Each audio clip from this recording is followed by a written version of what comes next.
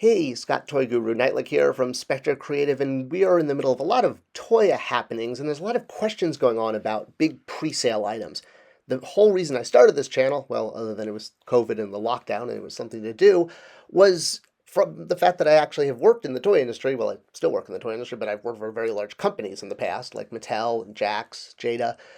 I know how things work, and I love being able to explain those to the YouTube audience, the collectors out there. So let's go with something here. We all know that the big companies, your Mattels, your Hasbros, they're billion-dollar companies. It's pretty easy to figure this out with a simple Google search. So why can't they just take big items like the Sail Barge and Unicron and Cookie Monster and, all the other awesome items we're getting from things like HasLab and just make them, put them out there? I mean, Eternia is causing a lot of buzz, and it's, because a lot of us couldn't get one back in the day. And even if we could get one back in the day, the chance of having all the parts in place and the monorail thing being, working, not broken, well, slim to none. So excitement building. All right. Again, question is, as a billion-dollar company, they should just be able to make this. Well, no, the answer is sadly no, but this is what's different is I'm going to explain why. So let's go to the beginning of the sales process. When you're a big toy company like, say, Mattel, we'll use them because they have a nice shiny white building with a red logo, so it's easy to spot that this is a Mattel headquarters. So several times a year, the major retailers around the country are invited in and given a tour. It's called a Toy Fair, similar to like New York Toy Fair or Dallas Toy Fair, but in this case just for Mattel. Hasbro does the exact same thing. And at this Toy Fair, Hasbro and Mattel show retailers all of their product in galleries, and retailers go around and they look at every SKU from things for toddlers to things for people who only act like toddlers. And, well, they make a decision of what's going to happen. It's the fate of the line, and they go through and they see all sorts of content related to the toys. Oh, this is going to have a movie, this is going to have a TV show, this is going to have a mini comic pack-in, and everything from the biggest brands to new sort of secret projects that the public doesn't even know about get shown at these kind of events because it all starts here. All right, so it's important to also understand what a retail buyer does. They're the guy behind the guy, like the guy in the chair, right? For your toy aisle.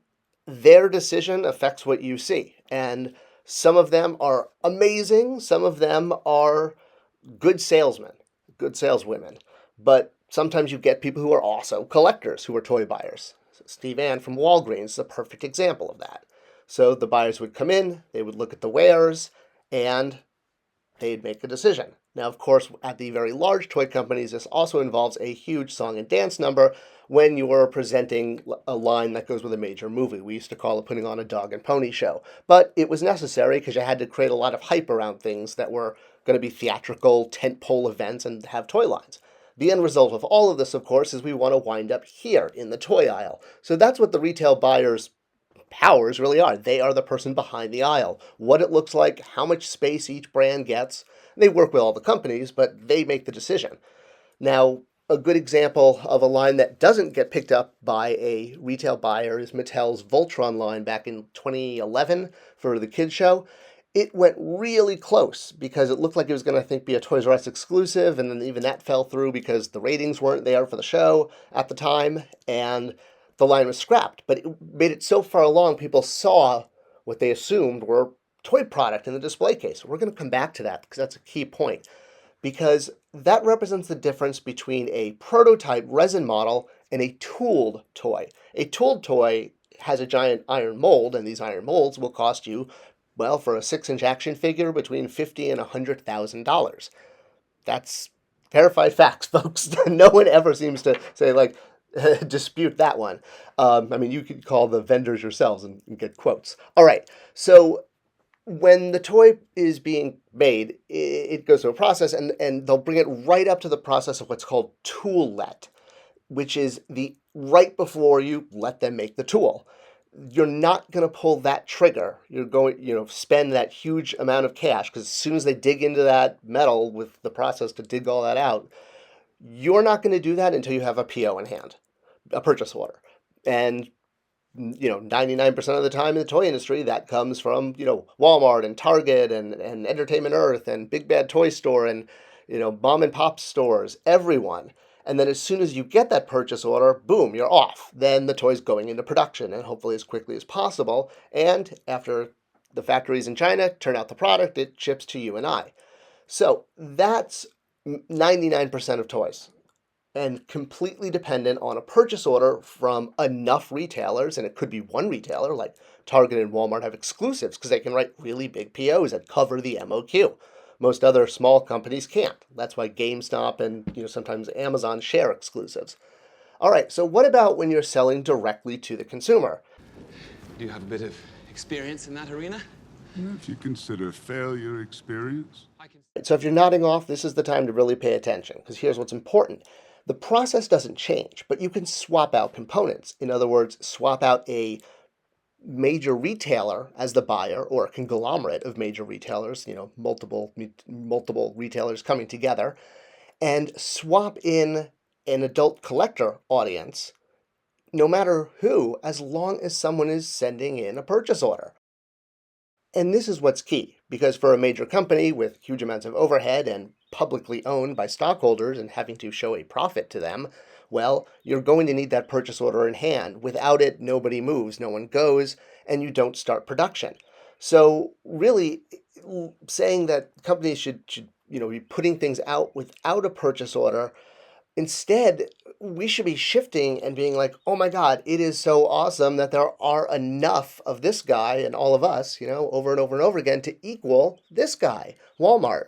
We can have a lot of adult collectors come together and hit that MOQ, and we can be swapped out in the process. And that's awesome because no one gets out of the gate without a PO. And if there's enough adult collectors out there to generate a PO for a toy, which means you've hit all of the requirements that are set forth, from the financial standpoint, all the way down from the stockholders to the CEO, to the board, blah, blah, blah, blah, blah, to the marketing managers.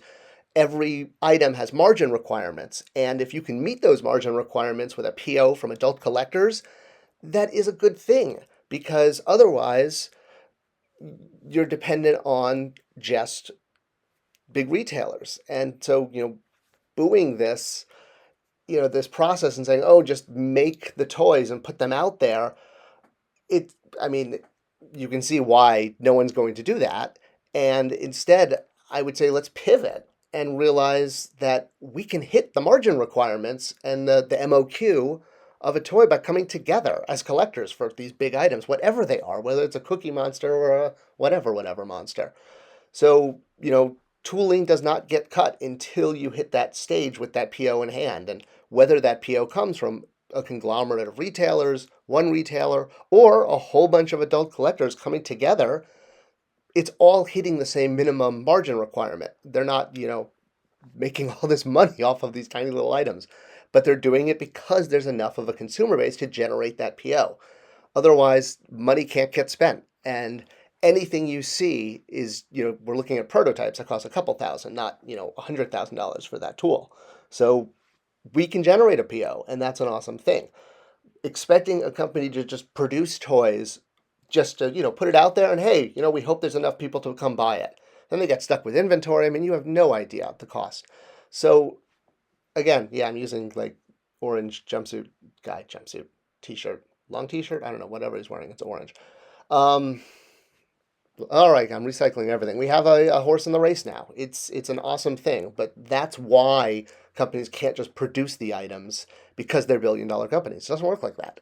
All right, I hope this video clarified. Thanks for hanging in there, and let me know in the comments other things I can help clarify, because I really enjoy being able to share factual information about how toy companies work from my experience. Thanks again. Share this video, and I'll see you in the next one.